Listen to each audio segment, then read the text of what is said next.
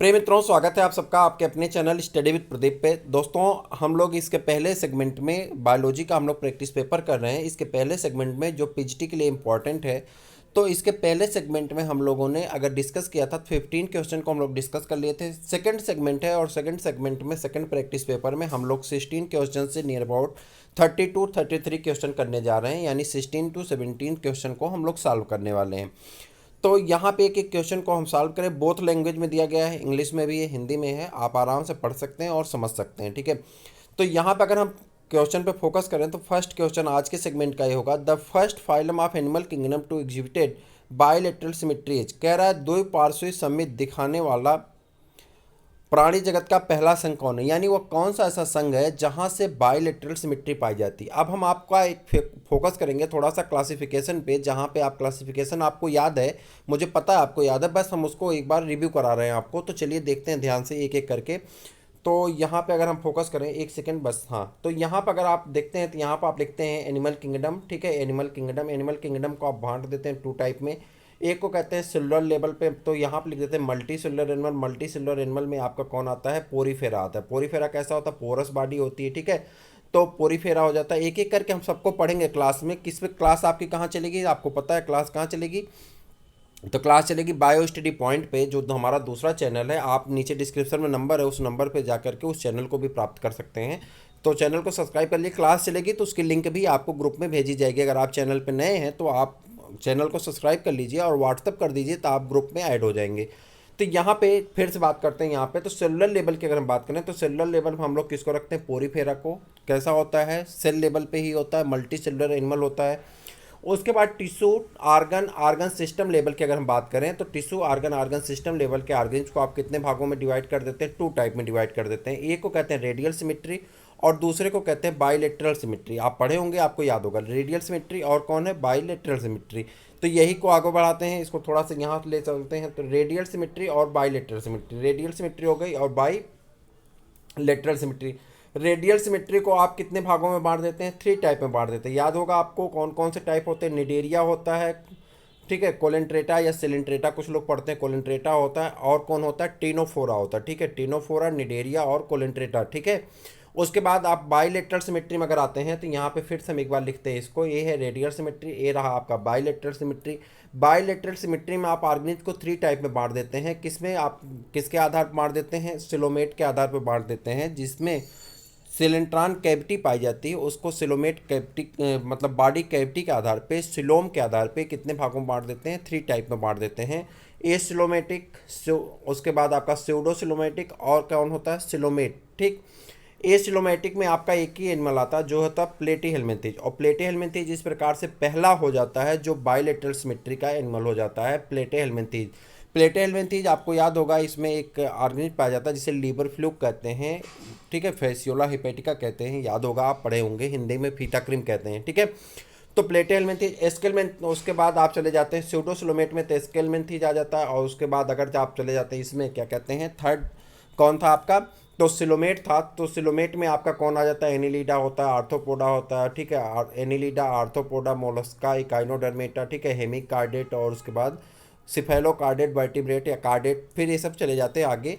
तो अगला किंगडम चलने लगता है, तो उसके बारे में बाद में चर्चा करते हैं। तो इस प्रकार से अगर हम ध्यान दें तो द्विपार्श्विक सममित का पाया जाने वाला पहला जीव जो आपका होता है बाई, तो कौन सा होता है, प्लेटे हेलमिंथेज होता है, जिसका एक एनिमल आप अच्छी तरह से पढ़े होंगे, बीएससी में पढ़े होंगे, आपको याद होगा किसका वो पढ़े थे, फैसियोला हिपेटिका, जिसे आप लीवर फ्लूक कहते हैं। क्लियर। अब इसके डिस्क्रिप्शन पे अगर हम नज़र डालें तो प्लेटे हेलमिंथेज द्विपार्श्विक सममित बायोलेटरल सिमेट्री दिखाने वाला प्राणी जगत का पहला संघ है। इसमें जंतु एक्सिस के दो भागों में विभाजित हो सकता है तथा शरीर का संगठन स्तर आर्गन ग्रेड लेवल का होता है, यानी यहाँ पे आर्गन बनना शुरू हो जाते हैं। आगे बढ़ जाए, यहीं पे एक एनिमल और पाया जाता है, प्लेनेरिया। याद है आपको, प्लेनेरिया के बारे में आपने पढ़ा था। तो प्लेनेरिया भी पाया नहीं, इसके पहले प्लेनेरिया सिलेंट्रेटा में पाया जाता है, ठीक। चलिए जाने दीजिए, आगे बढ़ते हैं। नेक्स्ट क्वेश्चन आपका है, father of taxonomy is. Father of taxonomy आपको बताना है कि वर्गीकी के पिता कौन होते हैं। तो फादर ऑफ टेक्सोनॉमी किसको जाता है, लीनियस को। फादर ऑफ टेक्सोनॉमी कौन है, लीनियस है। तो वर्गीकी के पिता कैरोलस लीनियस हैं, ठीक है। उसके बाद यहाँ पे अरस्तु को जीव विज्ञान तथा जंतु विज्ञान का फादर कहा जाता है, यानी father of zoology and father of किसको, biology and father of zoology कौन है, अरस्तु हैं। एरिस्टोटल इंग्लिश में पढ़ते हैं इन्हें, एरिस्टोटल होते हैं, ठीक है। बेंथम एंड हुकर को प्राकृतिक पद्धति के, बेंथम एंड हुकर का क्लासिफिकेशन आपको पढ़ना है। जब आप सिलेबस देखेंगे तो उसमें दिया गया है बेंथम एंड हुकर का क्लासिफिकेशन आपको डिस्कस करना है। ये आपके टीजीटी में भी है, पीजीटी में भी है। तो बेंथम एंड हुकर का क्लासिफिकेशन आपको पढ़ना है। तो बेंथम और हुकर के वर्गीकरण क्या कहा जाता है, प्राकृतिक वर्गीकरण का पिता है, यानी नेचुरल मेथड ऑफ क्लासिफिकेशन है उसके वो फादर कहे जाते हैं, ठीक है। आगे बढ़ जाए। In which of the following sub classes of reptilia the skull has a solid roof, कह रहा है कि ऐसा कौन सा सरीसृप का वर्ग है, उपवर्ग है, जिसके कपाल के ऊपर रूफ पाए जाते हैं, यानी छत पाई जाती है, तो उसके वो आपको बताना है। अविच्छिन्न छत पाई जाती है तो वो कौन सा सरीसृप यानी रेप्टाइल्स के बीच का वो कौन सा ऐसा है रेप्टिलिया के, तो रेप्टिलिया को सब क्लास का आपको नाम बताना है, कौन सा वो सब क्लास रेप्टिलिया का आता है। हम लोग क्लासिफिकेशन पूरा पढ़ेंगे, एक एक करके पढ़ेंगे, आर्डर लेवल तक सबको याद करेंगे, सबको पढ़ेंगे, 9 नॉन कार्डेट के और उसको क्या कहते हैं वर्टिब्रेट को भी पूरा पढ़ेंगे। बट अभी हम लोग पेपर कर रहे हैं तो यहाँ पर अगर हम ध्यान दें तो इसका आंसर कौन होता है, एनेप्सिडा होता है। इसका आंसर कौन होता है, एनाप्सिडा होता है। सरीसृप के एनाप्सिडा उपवर्ग के कपाल की छत अविच्छिन्न होती है, यानी सॉलिड रूप से ढकी होती है, ठीक है। इसके बारे में डिटेल स्टडी हम लोग क्लास में करेंगे, टेंशन मत लीजिए, सब कुछ एक एक करके पढ़ लेंगे, बस यहाँ पे प्रैक्टिस पेपर को करते चलिए, ठीक है। विच इज ट्रू, कह रहा है सत्य क्या है, इसमें सत्य क्या है। यहाँ देखिए बहुत सारी चीज़ें दी गई हैं जिसको आपको बताना है, ठीक है। तो यहाँ पर अगर आप देखेंगे तो यहाँ पर कह रहा है fishes, reptiles and birds are poikilotherms, ठीक। तो यहाँ पर अगर आप देखेंगे तो ये आपका गलत है, चूँकि वर्ड्स और जो ये होते हैं मैमल्स होते हैं ये अलग होते हैं और रेप्टाइल पीसेज अलग होते हैं, ठीक है। तो ये तो आपका गलत हो गया। उसके बाद अगर आ जाए Pisces amphibian and reptiles are Amniota, उसके बाद आपको देता है Aves, mammals and reptiles are homeothermous, ठीक। पक्षी, स्तनी और सरीसृप समतापी होते हैं, और ए ऊपर वाला कैसे हो गए, असमतापी होते हैं, ठीक। यहाँ पे ये भी गलत है। यहाँ पर अगर आ जाएं तो यहाँ पे दिया गया है reptiles, Aves and mammals are Amniota, यानी सरीसृप, पक्षी और स्तनी वर्ग एमनियोटा किंगडम के अंतर्गत, एमनियोटा के अंतर्गत आते हैं। ये आपका सही है, यही आपका सही है, ठीक है।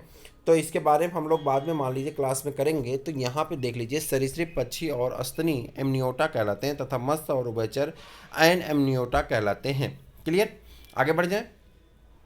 रेट्रोगेसिव मेटामॉर्फोसिस इज कैरेक्टरिस्टिक ऑफ, कह रहा है रेट्रोगेटिव मेटामॉर्फोसिस किसके लक्षण है, यानी अधोगामी रूपांतरण विशिष्ट लक्षण किसका है। हिंदी वाले भी देखें, अधोगामी रूपांतरण विशिष्ट लक्षण किसका है, इससे आपको बताना है। रेट्रोगेटिव मेटामॉर्फोसिस इज कैरेक्टरिस्टिक, जल्दी बताइए, यूरोकार्डेट है, हेमिकार्डेट है, सिफेलोकार्डेट है, या ऑल ऑफ दीज एबव है।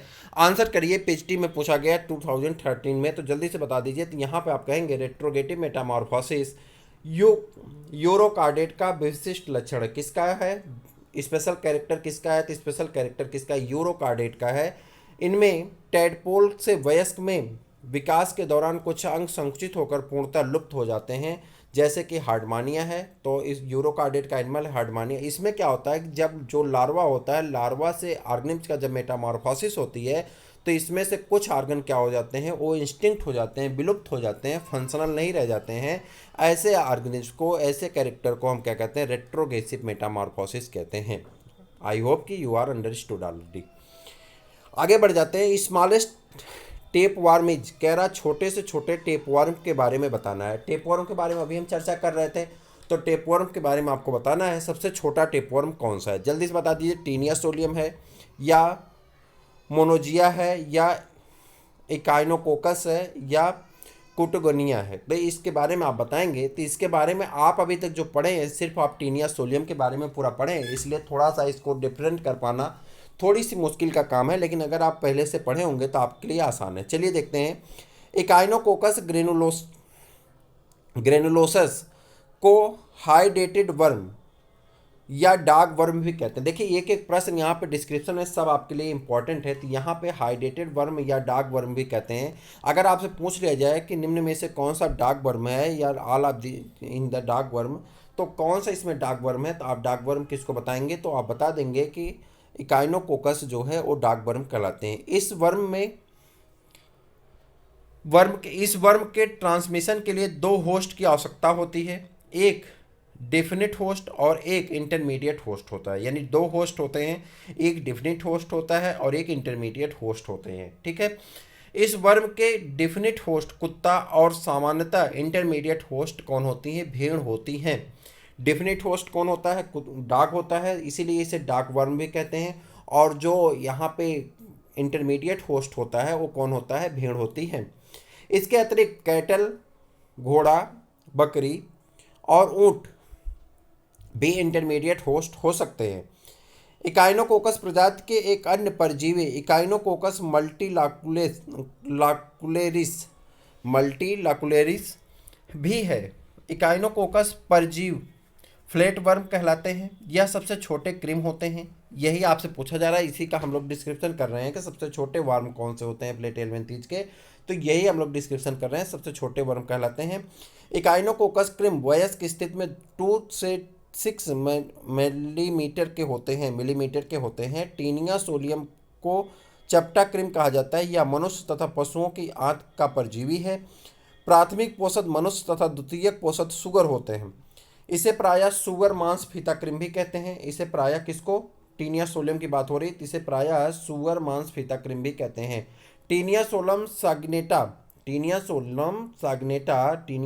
साग्नेटा को गौमांस फीता क्रीम भी कहते हैं। गौमांस में पाया जाता है टीनिया सोलियम। कौन, टीनिया सानिगेटा। एक टीनिया सोलियम कहाँ पाया जाता है, पिग में पाया जाता है, जबकि टीनिया सानिगेटा कहाँ पाया जाता है, गौमांस में पाया जाता है। कहाँ पाया जाता है, गौमांस फीता क्रीम कहते हैं टीनिया सग्नेटा को।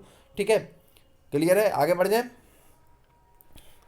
पेरीपैटस बिलोंगिंग टू क्लास, कह रहा है पेरीपैटस किस क्लास से बिलोंग करता है, तो ये तो आप बता सकते हैं पेरीपैटस किस क्लास से बिलोंग करता है।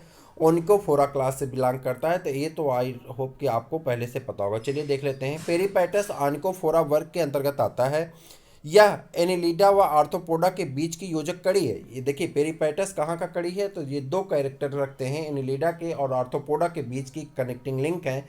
Connecting link between Annelida and arthropoda कौन है, पेरीपैटस ओनिकोफोरा।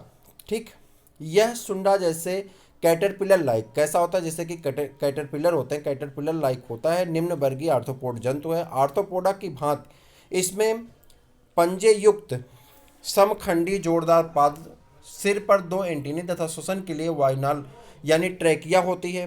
साथ ही इसमें एनिलिडा की भांति कोमल त्वचा, पद, छोटी छोटी गुलिकाएं यानी ट्यूबरक्लोज और लचीली उपवर्म, क्यूटिकल, सरल नेत्र और उत्सर्जन के लिए उत्सर्जिकाएं होती हैं, जिससे यह सिद्ध होता है कि एनिलिडा से ही आर्थ्रोपोडा का उद्भव हुआ है यानी विकास हुआ है। तो इस डिस्क्रिप्शन का आप चाहें तो वो ले सकते हैं, इसके साथ ले सकते हैं, आप आराम से इसको पढ़ सकते हैं। तो आराम से डिस्क्रिप्शन आपके पास मिल जाएगा। तो यहाँ पर अगर आप देखें तो इसका स्क्रीनशॉट आप ले लीजिए तो आपको मिल जाएगा। पेरीपैटस ओनिकोफोरा वर्ग के अंतर्गत आता है। यह एनिलिडा व आर्थ्रोपोडा के बीच की योजक कड़ी है। यह सुंडा यानी कैटरपिलर लाइक होता है। आर्थ्रोपोडा की भांति इसमें पंजे युक्त समखंडी जोड़ीदार पाद, सिर पर 2 एंटीनी तथा श्वसन के लिए वायुनालें होती हैं। साथ ही इसमें एनिलिडा की भांति कोमल त्वचा, पद, छोटी कुलिकाएं यानी ट्यूबरक्लेस और लचीली उपवर्म यानी क्यूटिकल की लेयर पाई जाती है। सरल नेत्र पाए जाते हैं। संयुक्त रूप उत्सर्जन के लिए उत्सर्जिकाएं होती हैं। इससे यह सिद्ध होता है कि एनिलिडा से ही आर्थ्रोपोडा का विकास हुआ है यानी उद्भव हुआ है, डेवलपमेंट हुआ है, एवोल्यूशन हुआ। क्लियर। क्लास बाइवेल्विया, ठीक, क्लास बाइवेल्विया इज आल्सो कॉल्ड, क्या कहते हैं, वर्ग वाल्विया को क्या कहा जाता है, तो इसे आपको बताना है वर्ग वाल्विया को क्या कहते हैं। तो यहाँ पे देखिए वर्ग, यहाँ पे क्लास वाल्विया को पेलिसिपोडा कहते हैं। इसके अलावा इसको लेमी लिब्रानकिएट कीएट भी कहते हैं। यह समुद्री व ताजे जल के मोलस्क के अंतर्गत आता है। वाइवाल्विया यानी पैलीसिपोडा के जंतुओं के सिर और रेडुला का अभाव होता है। इसके अंतर्गत ओयस्टर, काकल्स आदि फैमिली जाती हैं। वाइवाल्विया का खोल सेल कैल्शियम कार्बोनेट का बना होता है। विच of the following is not A coral, कह रहा है कौन सा ऐसा है जो कोरल नहीं है, इनमें से कौन सा कोरल नहीं है, ये आपको बताना है कि कौन सा ऐसा है कोरल नहीं है। पेनेटुला, ट्यूबिपोरा, उसके बाद ओक्यूलाइना और साइनिया। तो कौन सा ऐसा है जो कोरल नहीं है, तो यहाँ पर आप कहेंगे कि साइनिया एक कोरल नहीं है, जबकि पेनेटुला, ट्यूबिपोरा, ओक्यूलाइना आदि कोरल के अंतर्गत आते हैं। कोरल रीफ पारिस्थितिकी तंत्र की ऐसी संरचना है जो कॉलोनीज यानी कॉलोनी के रूप में विद्यमान होती है। इसका निर्माण कैल्शियम कार्बोनेट से होता है। याद रखिएगा, इसका निर्माण कैसे होता है, कैल्शियम कार्बोनेट से होता है। ये सूक्ष्म जीव होते हैं। ऑस्ट्रेलिया में पाई जाने वाली ग्रेट बैरियर रीफ, ऑस्ट्रेलिया में पाई जाने वाली विश्व की सबसे बड़ी मूंगे की चट्टान, क्या नाम है, ग्रेट बैरियर रीफ की दीवार किससे बनी हुई, मूंगे से बनी हुई है, यानी कोरल से बनी हुई है। Clear. Limbless amphibian are placed in order, कह रहा है कि ऐसे एम्फीबियन को कहाँ रखा जाता है जिसमें लिम्ब्स नहीं पाए जाते हैं, यानी पाद नहीं पाए जाते हैं। तो पदविहीन एम्फीबिया प्राणी किस ऑर्डर के में रखे जाते हैं, इसके बारे में आपको बताना है कि पदविहीन एम्फीबिया प्राणी किस ऑर्डर में रखे जाते हैं।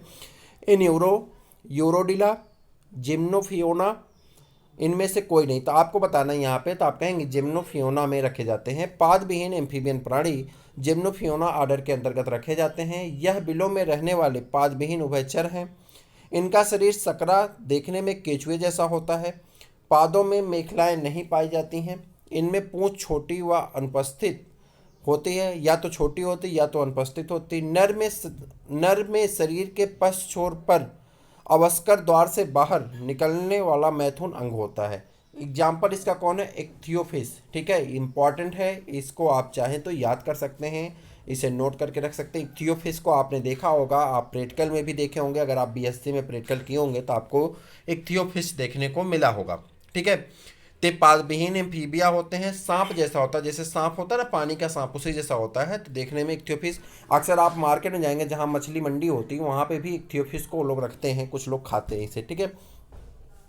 Amniotes do not include, amniote शामिल नहीं होते। कह रहा है एमनियोट किस में शामिल नहीं होते, तो ये आपको बताना है एमनियोट डू नॉट इंक्लूड किस में शामिल नहीं है। तो आप बताएंगे amniotes are a clade tetrapods vertebrates comprising the reptiles, birds and mammals. Amniotes are characterized by having an egg equipped with an amnion and adaptation to lay egg, land or retain the fertilized egg within the mothers. ठीक है, कह रहा है amniotes वो Tetrapoda होते हैं जिनके 4 पैद होते हैं, उन्हें हम क्या कहते हैं, टेट्रापोडा कहते हैं। ऐसे वर्टिब्रेट्स हैं टेट्रापोडा के, जैसे कि रेप्टाइल्स हैं, बर्ड्स हैं और मैमल हैं। ये क्या काम करते हैं, amniotes are characterized by having an egg, जो कि एग देते हैं, equipped with an the amnion, और उसके ऊपर एमनियन मेम्ब्रेन पाई जाती है। And adaptation to lay egg, land or retain the fertilize egg within the mother. कह रहा है या तो मदर के शरीर में एग पाए जाते हैं, या तो एग कहाँ दिए जाते हैं, लैंड पे दिए जाते हैं। ठीक है।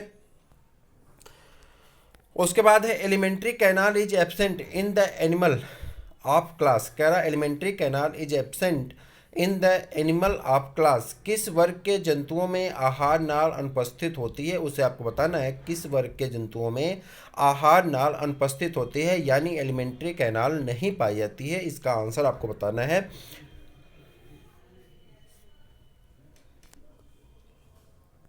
सिस्टोडा में क्या होता है, एलिमेंट्री कैनाल नहीं पाया जाता। सिस्टोडा में सामान्य भाषा में टेपवर्म कहते हैं।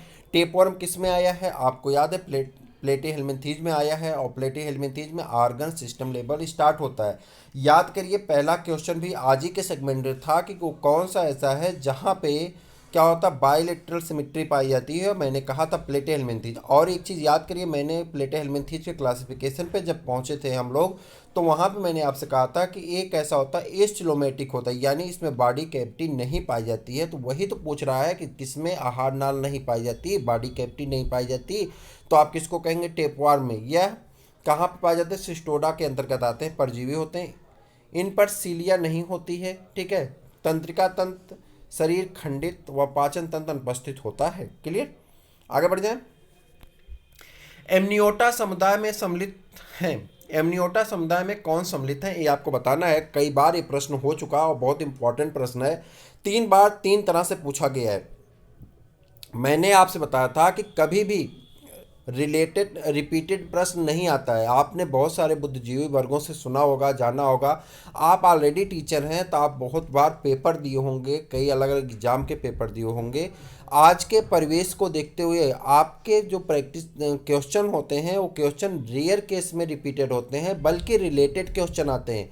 उसी टॉपिक से रिलेटेड दूसरा क्वेश्चन बनता है। आप अपने स्टूडेंट को भी यही बताते हैं कि बेटा ये चैप्टर तैयार कर लो, इस चैप्टर से ये क्वेश्चन आया है, ये क्वेश्चन रिपीट होकर के आने वाला है। सेम प्रोसेस यहाँ पे भी है। आपसे रिपीटेड क्वेश्चन नहीं पूछे जाते हैं, बल्कि रिलेटेड क्वेश्चन पूछे जाते हैं। जब तक इस फार्मूले को आप नहीं समझेंगे तब तक ये प्रॉब्लम होगी। अगर आप देखें तो एमनियोटा से 3 क्वेश्चन आए हैं, तीनों अलग अलग साल में आए हैं। 2009 में आया है, 2007 में आया है, 2013 में आया है, और तीनों बार क्वेश्चन का लेवल चेंज होता चला गया। यानी प्रश्न एक ही है, क्वेश्चन पूछने का तरीका बदल गया है। तो इसी प्रकार से अगर हम टोटल 10,000 क्वेश्चन का प्रैक्टिस पेपर करते हैं, जो हम प्रैक्टिस पेपर स्टार्ट करने वाले हैं, इसमें क्वेश्चन आपके और ज़्यादा इंक्लूड करेंगे। जब क्लास चलेगी तो क्लास के साथ हम क्वेश्चन और ज़्यादा इंक्लूड करेंगे, और सारी चीज़ें करेंगे। इस समय हमारा पूरा फोकस इसी पे। हमारे पास हमारे चैनल पे 3 चीज़ें चलती हैं। एक चलता RO का बैच चलता है, एक आपका ये टीचटी पिचटी का, यहाँ पे हम टीचटी पिचटी का आपका प्रैक्टिस पेपर करवा रहे हैं। दूसरे चैनल पे टीचटी पिचटी की क्लास चलेगी, फाउंडेशन क्लास चलेगी। और तीसरा जो हमारे यहाँ चलता है UPTSSC की क्लासेस चलते हैं, जिसमें पॉइंटेड GS होता है और हिंदी की क्लासेस चलती हैं। तो 4 ही 5 क्लास चल रही थी, इसलिए हमारा पूरा फोकस इस समय टीचटी पिचटी पे है। तो हम इसमें आपके 10,000 से ज़्यादा प्रश्न पक्का करवाएंगे। आप देखते रहिए, बस आपका साथ चाहिए, आपका विश्वास चाहिए। आप विश्वास के साथ जुड़े रहें, आप देखेंगे कि हम लोग सही दिशा की तरफ बहुत तेज़ी से आगे बढ़ेंगे और बहुत जल्दी सब कुछ कवर करेंगे। जितना पूरा कोर्स है उसे भी कवर करेंगे, क्लासेस भी करेंगे, प्रैक्टिस पेपर भी करेंगे, रिवीजन करेंगे, सब कुछ करेंगे। बस आपका विश्वास, आपका धैर्य, आपका प्यार, आपकी चाहत इसी तरह से बनी रहे। जिस उम्मीद के साथ हम काम करते हैं, आप अपने दोस्तों को शेयर करते रहिए। कमेंट जरूर कर दिया करिए, आपका कमेंट हम जरूर पढ़ते हैं। शायद हम रिप्लाई नहीं कर पाते हैं व्यस्तता की वजह से, लेकिन हम कमेंट जरूर पढ़ते हैं और अच्छा भी लगता है। लाइक भी कर दीजिए, अपने दोस्तों को शेयर भी कर दीजिए। चलिए अब स्टार्ट करें इसको। तो यहाँ पे बात कर रहे थे the group Amniota includes. Amniota group के अंतर्गत कौन आते हैं, ये आपसे पूछा जा रहा है कि एमनियोटा समुदाय में कौन आते हैं। तो आप बताएंगे कि इसमें कौन आते हैं। अभी आप पीछे पढ़ के आए, रेप्टाइल्स, मैमल्स और बर्ड्स, ये तीनों आते हैं। किसमें, सरीसृप, पक्षी वर्ग और स्तनधारी वर्ग। देखिए हर क्वेश्चन पे बहुत ज़्यादा डिस्क्रिप्शन करने के चक्कर में कन्फ्यूजन होगी, परेशानी होगी। क्लासेस में सारी चीज़ें क्लियर हो जाएंगी, टेंशन लेने की आवश्यकता नहीं है। चलें आगे बढ़ें। Horned toad belonging to the class, कह रहा ऐसा कौन सा टोड है जिसमें मेढक है, जिसके ऊपर सींग पाई जाती है।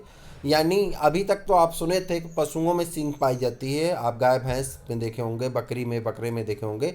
लेकिन ऐसा है कि कौन सा ऐसा जानवर है जिसमें सींग पाई जाती है। तो कौन सा ऐसा मेढक है, मेढक बताना है।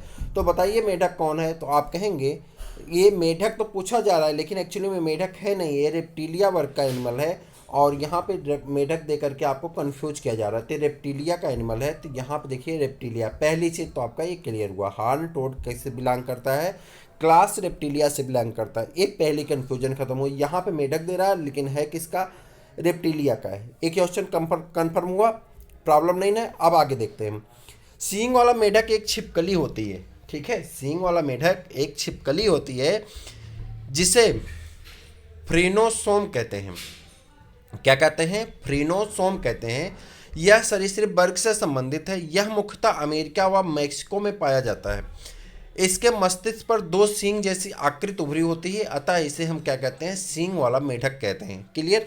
तो याद करिएगा, सींग वाली मछली छिपकली का नाम क्या होता है? फ्रीनोसोम होता है। सींग वाली छिपकली का नाम क्या होता है? फ्रीनोसोम होता है। एक इंपॉर्टेंट क्वेश्चन ये है।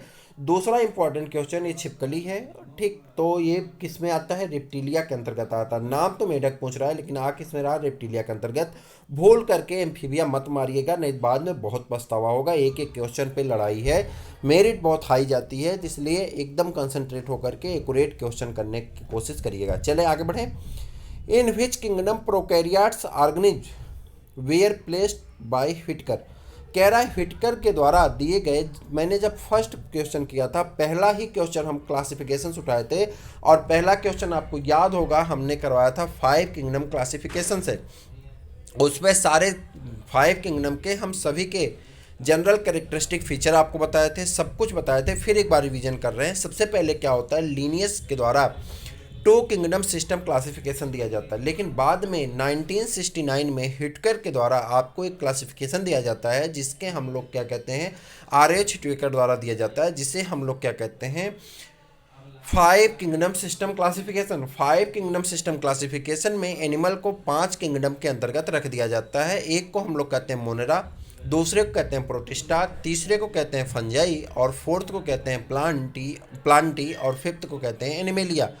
तो मोनेरा किंगडम में सारे प्रोकैरियोटिक ऑर्गेनिज्म किस में रखे जाते हैं? मोनेरा में रखे जाते हैं। सारे प्रोकैरियोटिक जितने भी प्रोकैरियोट होते हैं, चाहे वो बैक्टीरिया हो, आर्की बैक्टीरिया हो, ठीक है, ब्लू ग्रीन एल्गी हो, माइकोप्लाज्मा हो, या रिकेट्स हो, इस सभी को कहाँ पे रखा जाता है? इन सभी को जल्दी बताइए कहाँ पर रखा जाता है? मोनेरा किंगडम के अंतर्गत रखा जाता है। बाकी बचे हुए 4 किंगडम जो बचते हैं, जैसे कि आपके प्रोटिस्टा यूकैरियोटिक होता है, ये सभी यूनिसेलुलर ऑर्गेनिज्म रखे जाते हैं। प्रोटिस्टा में 3 ग्रुप में बांट दिया जाता है, एक फोटोसिंथेटिक में, एक परजीवी में, एक कैसे होते हैं, इसको क्या कहते हैं, सेप्रोफाइटिक में। सेप्रोफाइटिक में आपका कौन आ जाता है? अपवंग कवक आ जाते हैं, ठीक है।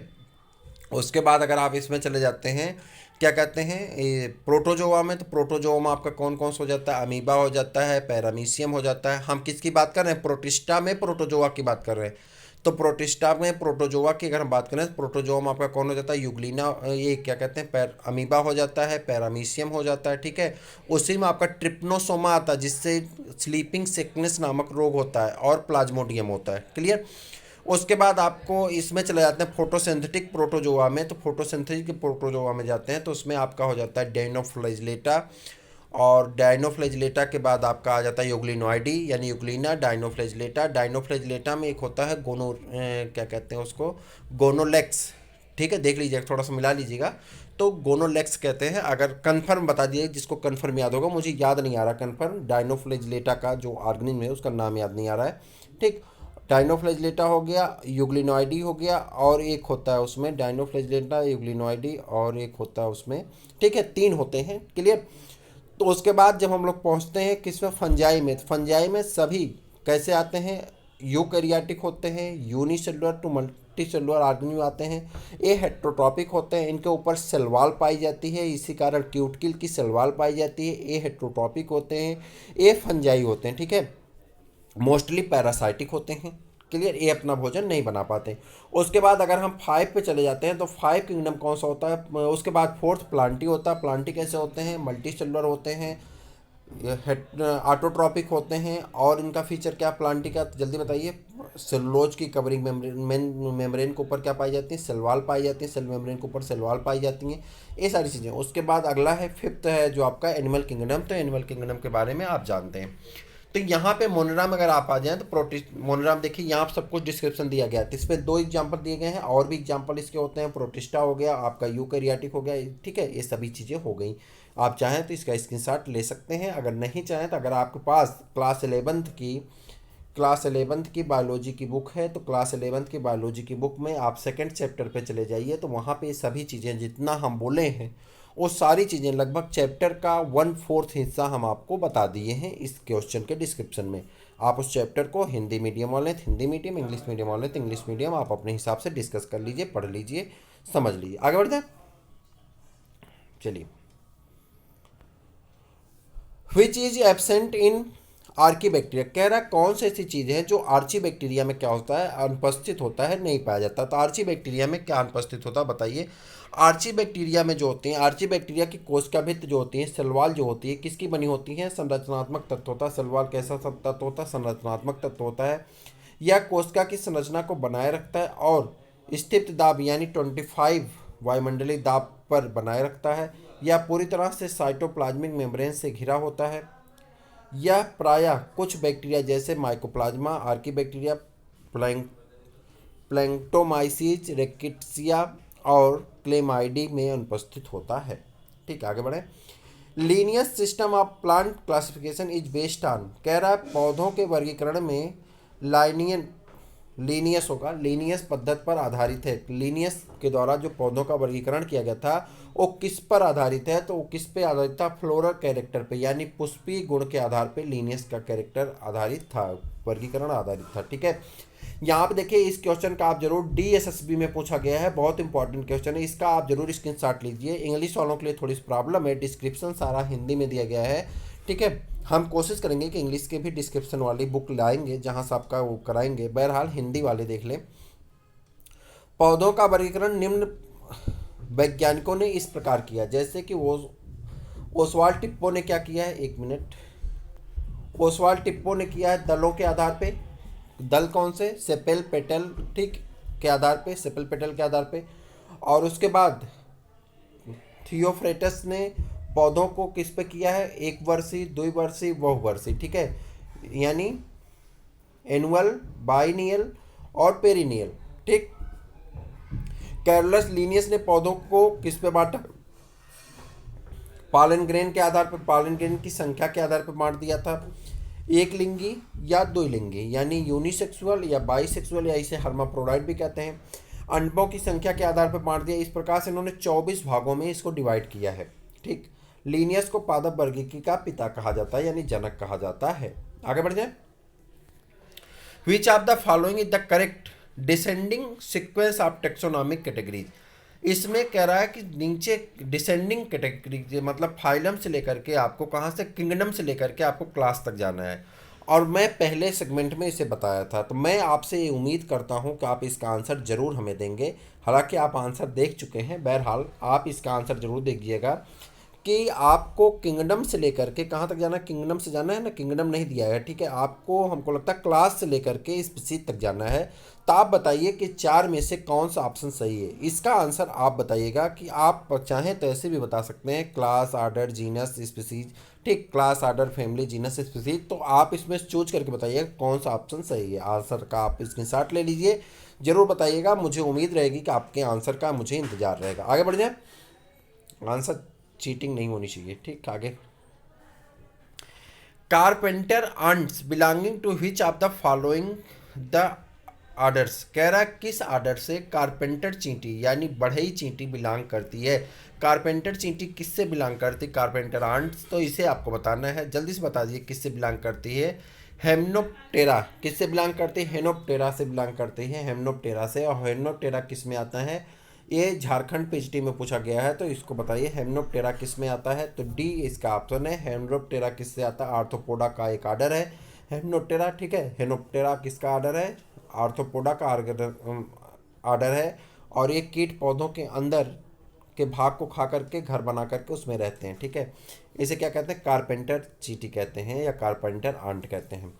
विच of the following is not a deuterostome. कह रहा है निम्न में से कौन सा ऐसा है जो ड्यूट्रोसोम नहीं है, तो उसे आपको बताना है। ड्यूट्रोसोम नहीं है, स्नेल यानी घोगा ड्यूट्रोसोम नहीं है।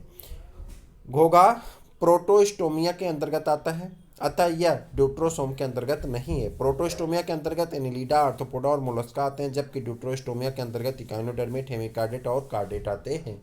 तो ड्यूट्रोस्टोमिया के अंतर्गत कौन आते हैं, इकाइनोडर्मेट, हेमिकार्डेट और कार्डेटा वर्ग आता है। जबकि एक जो है यहाँ पे ड्यूट्रोस्टोमिया के अंतर्गत नहीं आता है, एक इसमें आता है, प्रोटोस्टोमिया में आता है। कौन यहाँ पे, तो यहाँ पे स्नेल ही नॉन कार्डेट का दिया गया है। नॉन कार्डेट के और भी जानवर जैसे स्टारफिश किस्म इकाइनोडर्मेटा में है, सर्प किस्म रेप्टिलिया में है, और लिजर्ड किस्म एवी रेप्टिलिया में है। तो ये सभी किस्में आते हैं। तीन जो बचे हुए हैं, तीनों किस्में ड्यूट्रोस्टोमिया में है, जबकि ये किस्में है प्रोटोस्टोमिया में है। क्लियर। तो आज का सेगमेंट कैसा लगा, मुझे आपके क्वेश्चन का, आपके कमेंट का इंतजार रहेगा। आप कमेंट करके ज़रूर बताइए, लाइक करिएगा, सब्सक्राइब करिए, अपने दोस्तों को भी शेयर करिए। फिर मिलते हैं किसी और वीडियो में, तब तक के लिए इजाज़त दीजिए। नमस्कार।